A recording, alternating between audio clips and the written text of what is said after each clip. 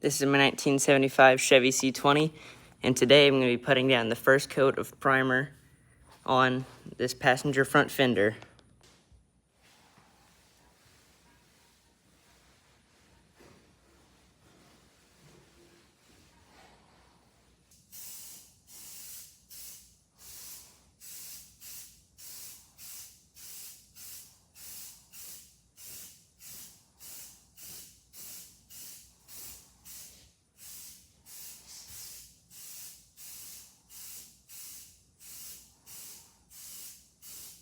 I've got the first coat of primer put down.